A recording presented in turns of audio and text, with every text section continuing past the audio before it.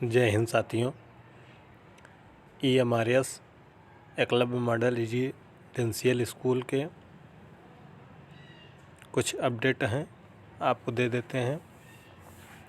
जैसा कि आपको पता होगा कि EMRS पर जो भी अपडेट हमारे द्वारा अभी तक दिया गया है लगभग सभी सटीक बैठ रहा है। जो कि हमने इसके पहले अपडेट दिया था कि TGT SST में 5 प्रश्न बदलेंगे, तो कुल 3 प्रश्न बदले हैं। अंग्रेजी वाला प्रश्न नहीं बदला है फाइनल उत्तर कुंजी में, उसमें से एक CDP में बदला है और 2 सब्जेक्ट में बदले हैं, 3 उत्तर बदले हैं। ठीक है, तो जो हमने कट ऑफ लगभग बताई थी वही कट ऑफ गया है। ऑफिशियल कट ऑफ तो नहीं आई है, इसलिए कुछ कह पाना अभी संभव नहीं है। तो चलिए कुछ अपडेट पर नज़र दौड़ा लेते हैं। इसके पहले अगर आप हमारे चैनल पर जुड़े हैं तो EMRS पर प्लेलिस्ट बनी हुई है, उस पर जाकर जो भी वीडियो हैं इससे संबंधित पिछले वो सभी देख सकते हैं।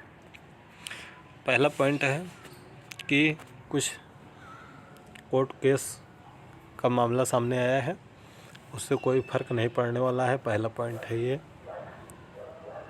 दूसरा पॉइंट है जो फाइनल उत्तर कुंजी है उससे क्या प्रभाव पड़ेगा। देखिए, ये जो फाइनल उत्तर कुंजी थी वह हमने आपको बताया था कि रिज़ल्ट के साथ ही जारी हो जाएगी या रिज़ल्ट के 1-2 दिन पहले ही जारी हो जाएगी।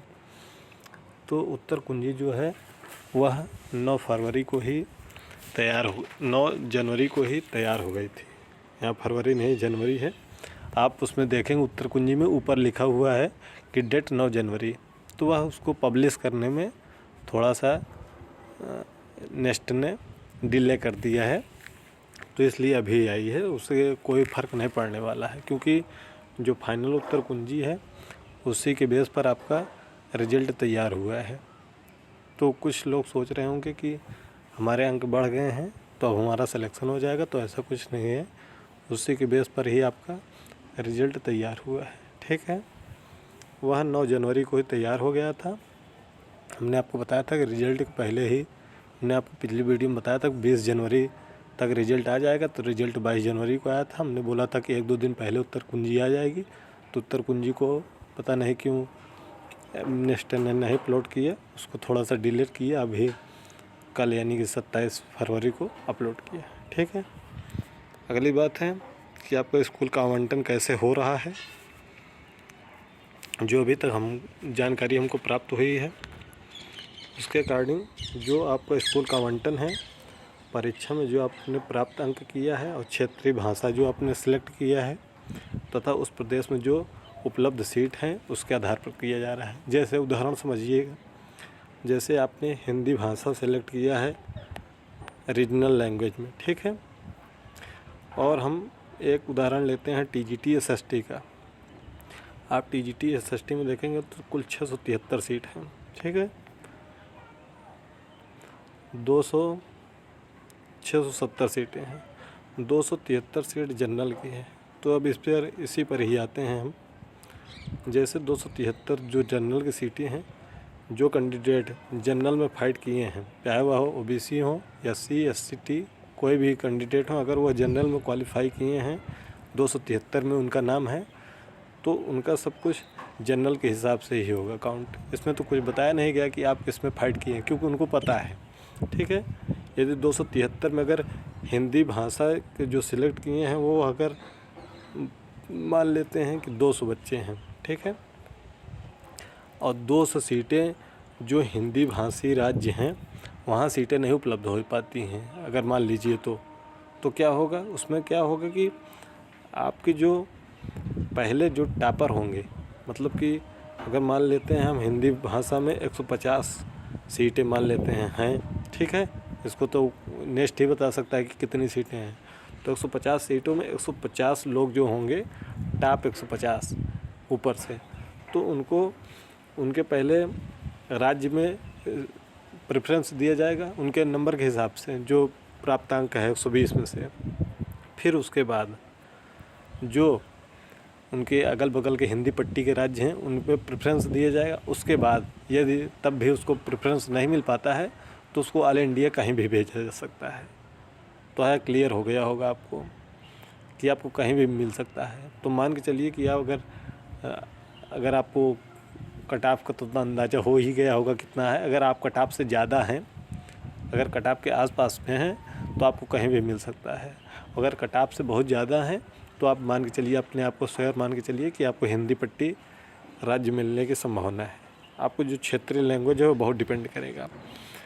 अगर जिसका क्षेत्रीय लैंग्वेज कोई और है तो उसको 100% उसके ही राज्य में मिलने की पूरी संभावना रहेगी, ठीक है।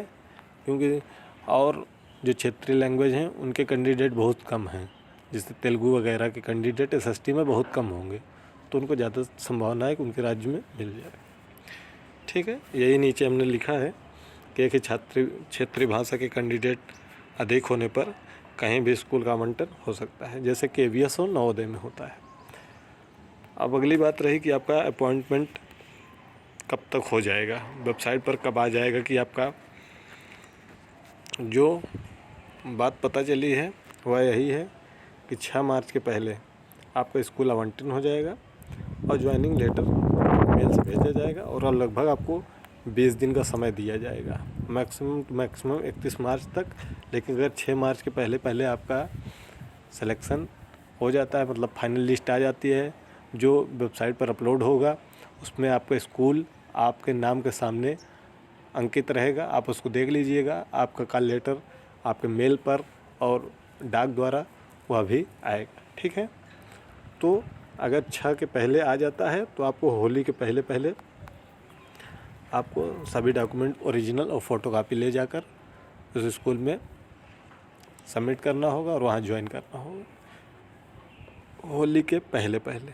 यदि थोड़ा सा डिले होता है, क्योंकि डिले होने की संभावना नहीं है जो भी अभी तक हमको प्राप्त हुआ है जानकारी, क्योंकि देखिए सरकारी काम है, 1-2 दिन आगे पीछे डिले होता है। जो अभी तक जानकारी प्राप्त हुई है उन्होंने बताया है कि 6 मार्च के पहले पहले हम ऑफिशियल वेबसाइट पर डाटा अपलोड कर देंगे जिसका जहां आवंटन होगा। तो अगर उसके पहले हो जाता ठीक है, अगर 1-2 दिन डिले होता है, जैसे हमने पिछले वीडियो में बताया था कि 20 जनवरी तक आपका रिजल्ट आ जाएगा, लेकिन रिजल्ट थोड़ा सा डिले हुआ और 22 जनवरी को आया, तो थोड़ा सा 1-2 दिन आगे पीछे होता रहता है क्योंकि सरकारी काम है, सरकारी काम आगे पीछे होते रहते हैं। तो 6 अगर हम इसको बहुत ज़्यादा मानते हैं तो 10 मार्च तक मान लेते हैं, बहुत ज़्यादा से ज़्यादा। तो आप जितना भी आपका समय बचा है इसमें आप अपना सभी कुछ तैयार कर लीजिए, ठीक है। सभी कुछ तैयार कर लीजिए और अपने पोस्टिंग के लिए तैयार रहिए। मिलते हैं अगली वीडियो में। अगर कोई भी कुछ जानकारी और चाहिए तो बताइएगा, नीचे कमेंट कर दीजिएगा, ठीक है। जल्दी ही और वीडियो EMRS से संबंधित आती है। तब तक के लिए धन्यवाद।